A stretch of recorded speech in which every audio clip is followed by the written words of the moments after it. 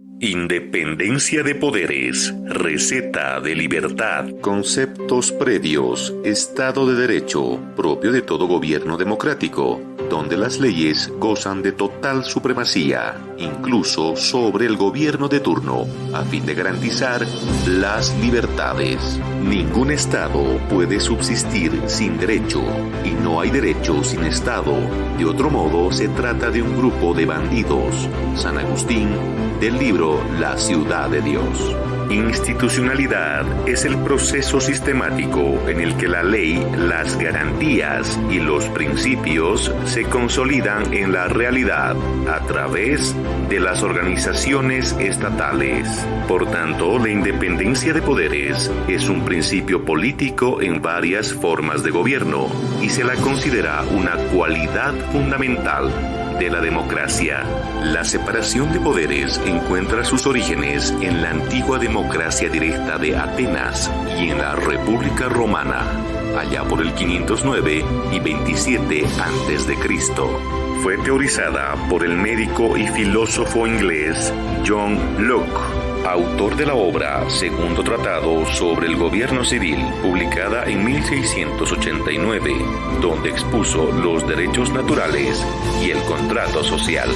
John Locke dijo: la corrupción política es uno de los problemas del nuevo sistema y divide el poder en legislativo, ejecutivo y federativo. Para John Locke, el poder legislativo tenía que tener preponderancia y supremacía sobre los otros dos. Más tarde, este concepto de independencia de poderes fue materializado por el filósofo y político francés Charles Louis de Secondat, más conocido como el Barón de Montesquieu, autor de la célebre obra El espíritu de las leyes, publicada en 1748. Montesquieu dijo: todo hombre que tiene poder se inclina a abusar del mismo. Él va hasta donde encuentra límites. Para que no se pueda abusar del poder, hace falta que, por la disposición de las cosas, el poder detenga al poder. El poder detenga al poder.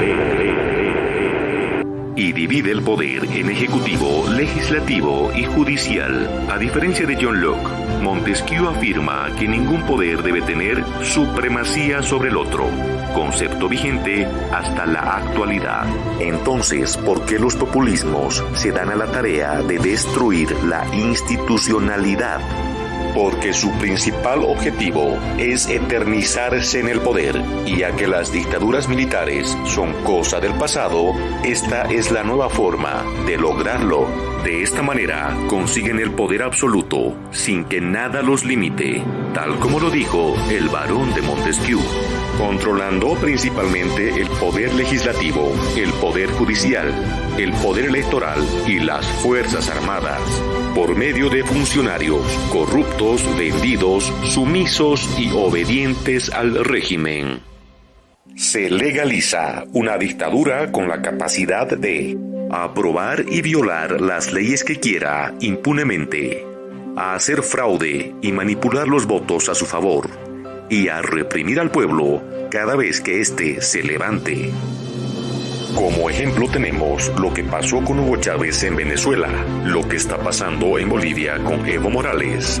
Ambos perdieron un referéndum que buscaba su repostulación. Ningún tribunal electoral ni ninguna Corte Suprema de Justicia frenó este abuso de poder.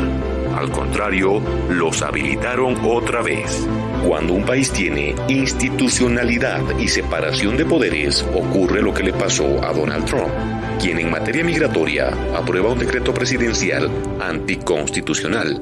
De inmediato un juez anula su decreto. A lo largo de su gestión, el presidente americano se ha visto limitado varias veces por el poder judicial de su país. Esto sin duda fue ver al poder deteniendo al poder. Es lamentable comprobar que esto no ocurre en muchos países de América Latina. Y ahora ya sabes por qué la institucionalidad y la separación de poderes es tan importante para la democracia y para garantizar las libertades. Si te gustó el video, no olvides suscribirte.